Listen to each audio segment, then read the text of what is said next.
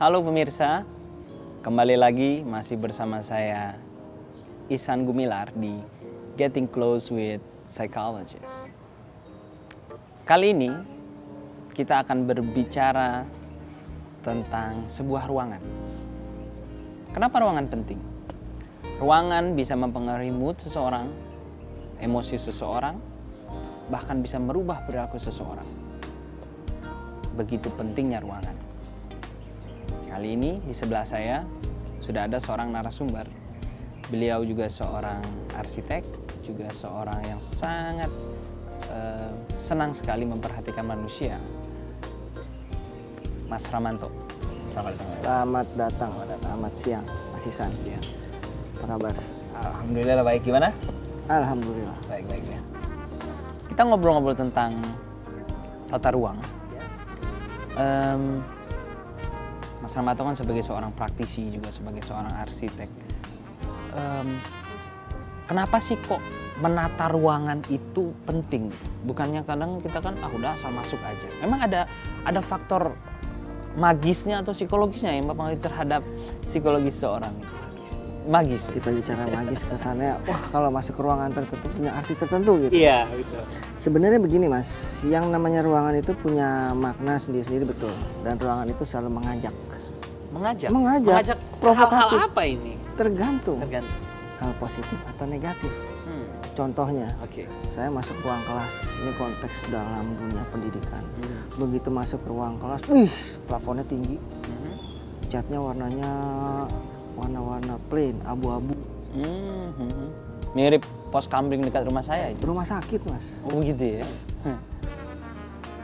Bangku mejanya tuh tertata kayak model-model kelurahan zaman dulu gitu kan. Oh iya, Mas pernah kerja di sana dulu? Dulu pernah. Saya oke. Formil, berjauhan. Akibatnya apa? Nggak interaktif kan? Nggak satu sama lain nggak kenal. Sementara kalau kita bicara proses belajar mengajar itu kan ada faktor kreativitas, ada faktor kognitif yang bisa dipicu dari faktor sosial. Mereka harus saling dekat, harus punya interaksi. Jadi orang yang sudah masuk ke dalam ruangan tersebut kasih bangku yang monoton, plafonnya tinggi, bukannya makin perhatian sama yang ngajar atau perhatian sama kelas, sama bidang studinya, sama apa yang diajarkan topik temanya, dia malah ngantuk, bosan dan lain-lain.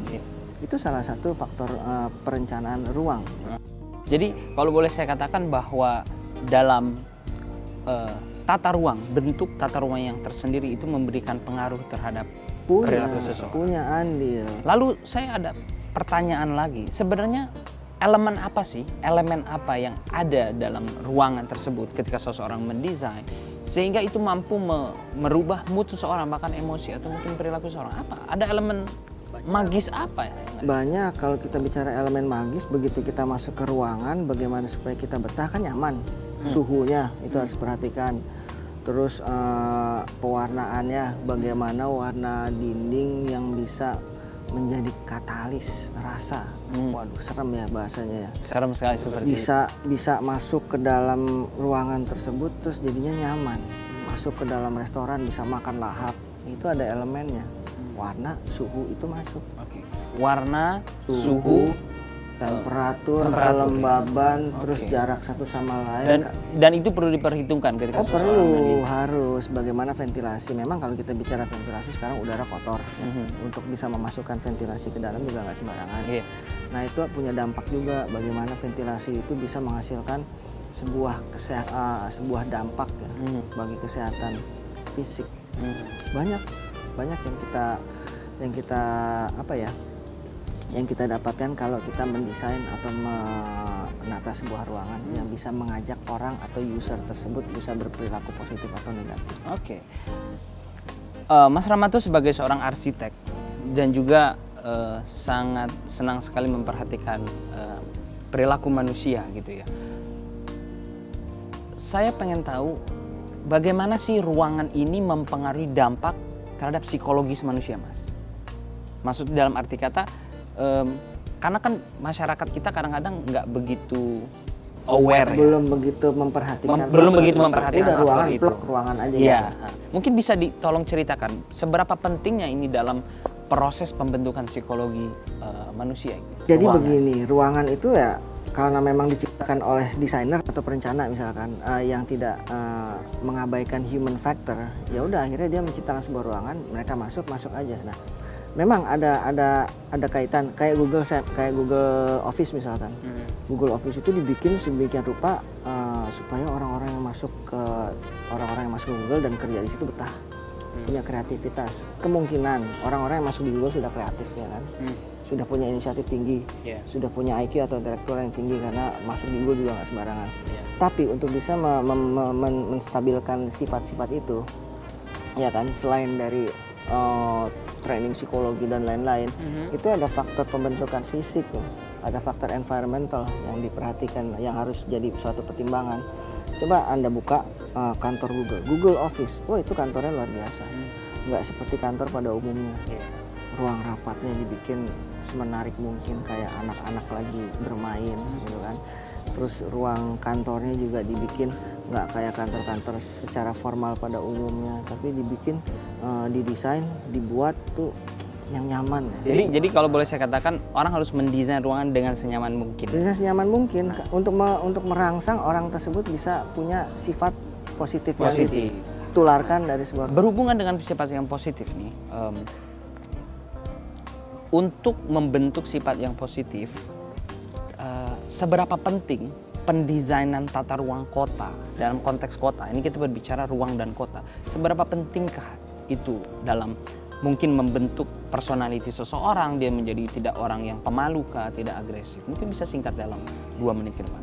Bisa Mas, jadi kalau konteks kita bicara di klaster ya, di kota wisata dan lain-lain, karena kecenderungan orang yang suburban itu adalah orang yang individu, ya kan, orang yang menarik diri dari lingkungan.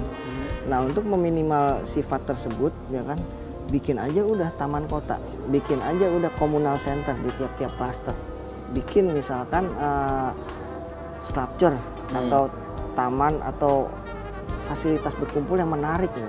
Itu salah satu cara untuk mereduksi sifat negatif. Bikin fasilitas ruang terbuka di tiap-tiap communal center atau di tiap-tiap klaster atau di tiap-tiap hunian, itu juga bagus.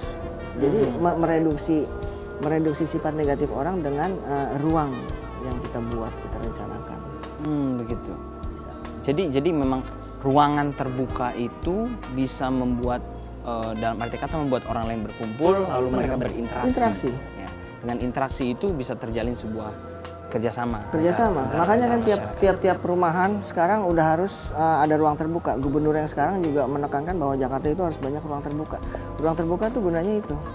Yang tadinya masyarakat kota individu, ya kan, suka menarik diri dari lingkungan, social withdrawal misalkan. Wah, saya malu. Dengan adanya taman di depan rumah dia sedikit kayak menarik. Ada pernyataan Mas yang bisa menarik bahwa ruangan terbuka itu bisa menyerap perilaku orang yang negatif ya. Seberapa jauhkah ruangan terbuka ini bisa menyerap perilaku negatif dari orang? Tahan dulu, kita akan balik setelah komersial break yang satu ini. Oke. Jangan kemana-mana pemirsa, kita akan balik setelah yang satu ini.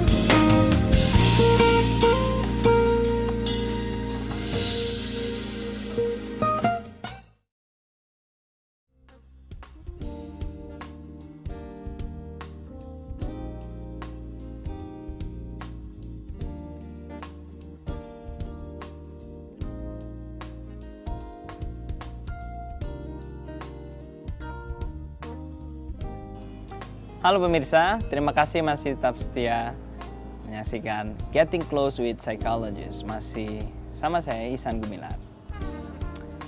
Sekarang telah hadir bersama saya Bapak Ifas.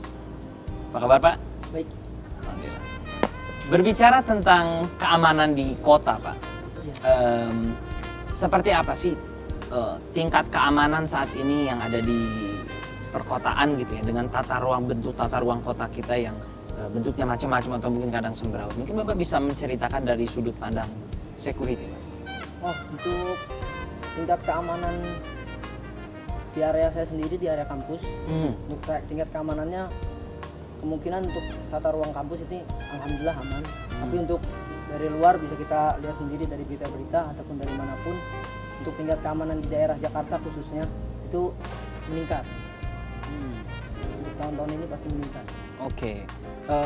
Seberapa besar Pak kriminal yang terjadi atau mungkin dilakukan oleh orang lain dengan mempertimbangkan faktor-faktor apakah ini ruangannya kadang gelap kah atau terang? Seberapa besar kemungkinan seseorang untuk melakukan kriminalitas itu, Pak? Kalau kemungkinan besar untuk melakukan kriminalitas dari tata ruangnya kemungkinan 60%. 60%. Karena kalau kita bisa lihat, kalau tata ruang kota diibaratkan di lingkungan tersebut atau di lingkungan pasar.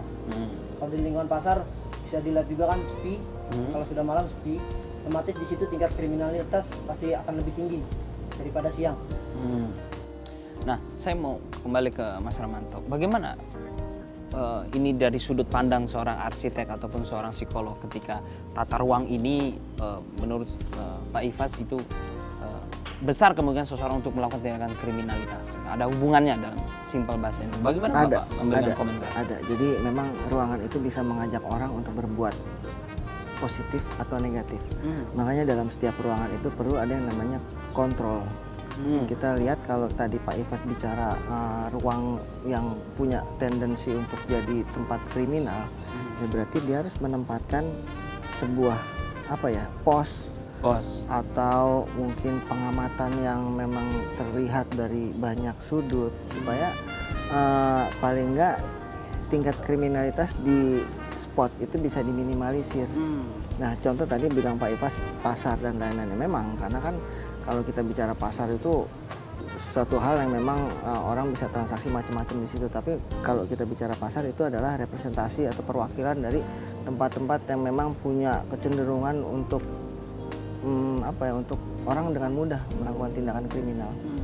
Bapak tadi mengatakan bahwa tata ruang itu bisa menyebabkan perilaku yang positif dan negatif. Nah, Bapak sendiri posisinya di mana ini? Positif atau negatif? Yang dimaksud bagaimana nih? Dalam arti kata Bapak lebih banyak berkecimpung di mendesain tata ruang untuk mengurangi tingkat-tingkat perilaku yang negatif atau mungkin untuk lebih banyak menimbulkan perilaku yang positif? Oh, jelas kita kalau sebagai perencana ruang dihadapkan pada suatu tanggung jawab untuk mengajak masyarakat itu punya potensi positif yang kita terus-terusan gali. Contoh kalau tadi saya udah cerita bahwa ada anak masuk sekolah, dia memang sudah punya motivasi, dia punya kreativitas, dia punya intelektual yang cukup. Tapi bagaimana untuk terus bisa menstabilkan tiga hal tadi, itu dengan bentukan ruang juga bisa, dengan misalkan kalau mengejar kreativitas itu dipancing warna-warna yang kreatif, warna-warna yang mencolok, kontras. Oke. Tapi kan warna mencolok, kontras itu bisa memancing kreativitas ya Pak. Tapi kalau melihat pakaian Bapak ini kan nggak kontras, jadi Bapak nggak kreatif begitu Mas? Bukan. Ini tanda bahwa saya mengikuti hati. Oh, hati. Oh, oke. Saya mau sebelum bicara tentang tata ruang hati ini bisa ada hubungannya kan? Ada hubungannya. Saya mau tanya lagi ke Pak Ifas ini. Pak, bagaimana sih Bapak menyoroti atau adakah pesan untuk ini kan masyarakat atau pemirsa yang menyaksikan acara ini? Seberapa pentingkah arti tata ruang ini untuk keamanan, tingkat keamanan gitu Pak? Untuk arti tata ruang ini untuk tingkat keamanan itu penting. Karena memang faktor-faktor yang untuk mempengaruhi keamanan itu yang pertama pasti dari individunya sendiri, dari pembuat tata ruang kotanya sendiri. Kalau dia nggak buat sesuai dengan keinginan atau sesuai dengan kebutuhan masyarakat banyak ataupun sesuai dengan kebutuhan yang dia inginkan, itu pasti akan pengaruhnya negatifnya lebih banyak daripada positifnya. Jadi kalau di Jakarta kan sekarang banyak tingkat kriminalitas, berarti bisa dikatakan bahwa di Jakarta ini tidak banyak orang yang jago begitu untuk mendesain ruangan karena masih banyak tingkat kriminalitas begitu. Kalau dibilang banyak yang jago, enggak semuanya, masih ada pasti masih ada, tapi kebanyakan besar itu yang menempati konsumennya yang berpikiran itu beda. Cara fungsinya itu nggak sesuai. Ya seperti kayak tadi kan dibilang pasar harusnya untuk tempat transaksi, tapi transaksinya beda, bukan transaksi untuk yang hal yang positif tapi yang negatif. Oke, mungkin saya mau tanya ke Mas Ramanto. Untuk meningkatkan sebuah ruangan yang bisa membuat orang merasa nyaman dan aman, elemen penting apa sih Mas yang harus nomor satu harus ada dulu nih agar orang merasa nyaman? Misalkan saat ini di Jakarta kalau perempuan gitu ya pulang malam lewat gang-gang yang gelap itu akan takut Pak image-nya kan, karena banyak kejahatan-kejahatan terjadi dengan pola tata ruang yang seperti ini. Mungkin apa hal elemen yang paling penting Pak sehingga orang begitu masuk sebuah ruangan dia bisa merasa oke, saya nyaman secara psikologis gitu. Ya jelas kalau kita bicara nyaman itu persepsi, tapi aman itu pasti ya kan. Nah kalau kita bicara nyaman dan aman, Tapi saya merasa tidak aman sebelah Bapak. Jadi itu benar-benar saya tidak pasti kah? oh, bukan begitu Bukan bro. begitu. Kalau nyaman itu ada kaitan sama persepsi. Nyaman persepsi. Persepsi, tapi aman itu dengan adanya Pak Ihsan udah nyaman. Nah ini yang saya contohkan gitu loh. Pak Ihsan sorry. Pak Ipas. Ya. Oke. Jadi apa elemen penting yang harus ada di sana ketika untuk mendesain sesuatu gitu. Sehingga orang bisa merasa nyaman ketika dia masuk ruangan itu, dia merasa aman lah secara psikologis. Batas ya, batas, pagar itu suatu hal yang pasti. Itu juga kontrol. Bagaimana pengawasan? Batas tuh nggak hanya batas fisik loh ya, batas mental juga bisa. Batas mental tuh kayak misalkan Pak Ifas tadi, bagaimana dia mengontrol sebuah ruangan. Nah itu tertata semua. Kontrol dari sebuah ruangan. Nah kalau kita bicara nyaman tadi yang ruang yang lampu itu kita pakai penerangan. Makanya sekarang menarik sekali ketika berbicara tentang perbatasan mental di sini. Saya melihat ada keterbatasan mental itu berbeda Pak. Keterbatasan mental. Oh beda ya keterbatasan mental. Kita akan ngobrol-ngobrol lagi tentang keterbatasan mental itu, tapi tentunya setelah yang satu ini. Oke pemirsa jangan kemana-mana, kita masih akan ngobrol-ngobrol lagi bersama Mas Ramanto setelah yang satu ini.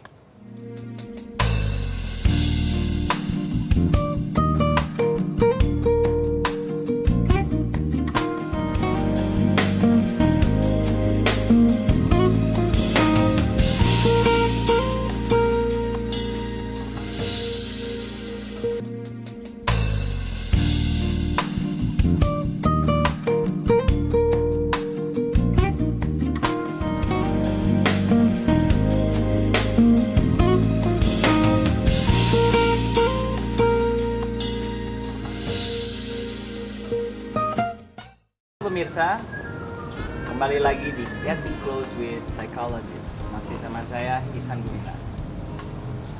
Tata ruang dan psikologi. Balik ke Mas Raman. Kita pengen tahu sekarang ini kan di Jakarta lah khususnya atau kota-kota besar gitu ya. Orang tuh kayaknya gampang banget disulut emosinya. Mereka dikumpulkan misalkan dalam sebuah ruangan, terus ada orang orasi atau memprovokasi gitu kan, tiba-tiba oke, kita bakar lalu atau serang sekelompok orang ini, mereka akan melakukan hal tindakan yang sangat kriminal gitu kan. Nah saya ingin bertanya ke Mas Ramanto, apakah ada pengaruhnya ketika mereka dikumpulkan dalam sebuah ruangan lalu ada orang yang berorasi memprovokasi ruangan itu sempit atau saya tidak tahu, lalu mereka berperilaku menjadi seorang yang agresif. Nah apakah seberapa jauh kan menentukan bentuk tata ruang terhadap emosi sehingga mampu membentuk perilaku-perilaku yang bisa. agresif? Jadi suhu itu juga mempengaruhi tingkat agresivitas orang.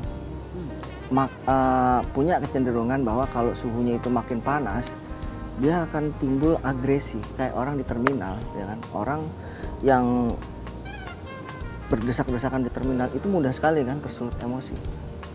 Terus di jalanan yang macet, yang padat, ditambah lagi suhu matahari, suhu ruangan, suhu ruang yang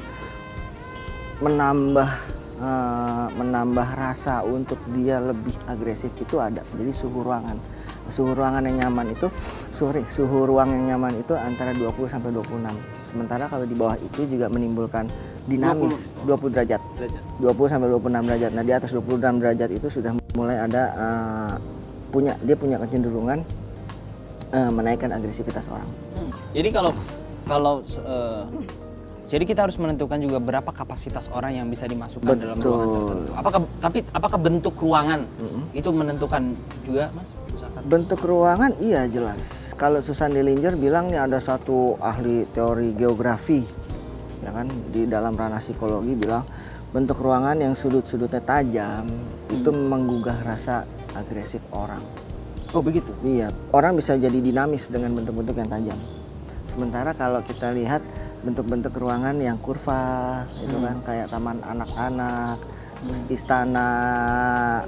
istana bermain anak atau dunia fantasi dan lain-lain, itu kan kita lebih cenderung untuk menekan tingkat agresivitas. Oke, Mas Ramanto, Ya. kita pengen tahu sini. Kalau misalkan tata ruang itu bagaimana sih dia benar-benar bisa mempengaruhi terhadap emosi seseorang sehingga mampu menghasilkan perilaku-perilaku yang kadang-kadang disebut sebagai perilaku kriminalitas?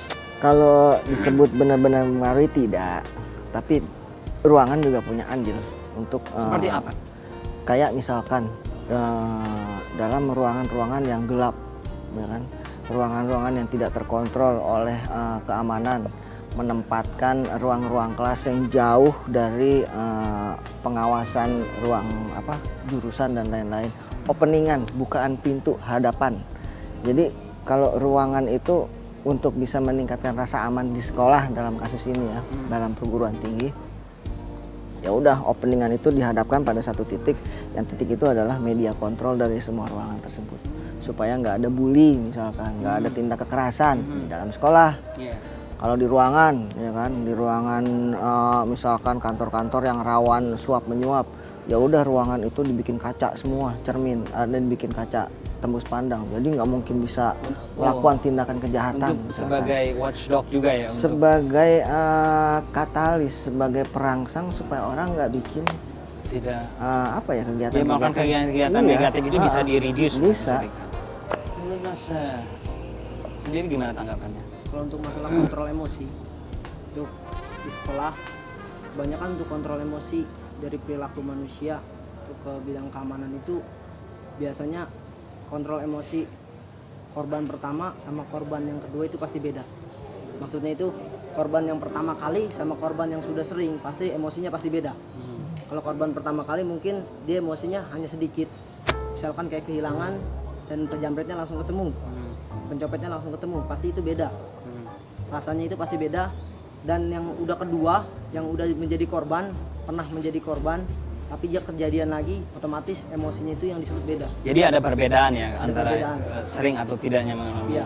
Terus ada satu pertanyaan kalau boleh Mas. Ini kadang-kadang kalau boleh menyoroti sedikit nih di kampus-kampus, kadang-kadang kalau tadi Mas melihat bukaan openingan hadapan. Ya. Kadang-kadang itu toilet bukanya langsung publik. Apakah ini juga pengaruh Mas terhadap psikologis? Pengaruh. Jadi pengaruh yang pertama kesehatan. Udara kotor kan keserap ke ruang publik. Itu udara kotor dari fisik. Yang kedua dari susila, kelihatan dan lain-lain. Itu mempengaruhi. Itu rasa tidak aman juga. Rasa tidak aman. Itu bisa menyebabkan penyakit. Benar. Secara fisik dan juga psikologis. Benar, itu nggak aman. Kalau pria ya nggak terlalu terekspos ya. Cuman kalau wanita ini kan kasihan, dia harus punya hadapan-hadapan yang menimbulkan kenyamanan lah. Kita pengen eksplor lagi sebenarnya lebih jauh dengan Mas Ramanto yang barusan saat ini sebagai seorang pengamat saya. Tapi sayang sekali Mas, waktunya sudah habis. Pemirsa, tata ruang memberikan sebuah rasa aman bagi kita seorang manusia.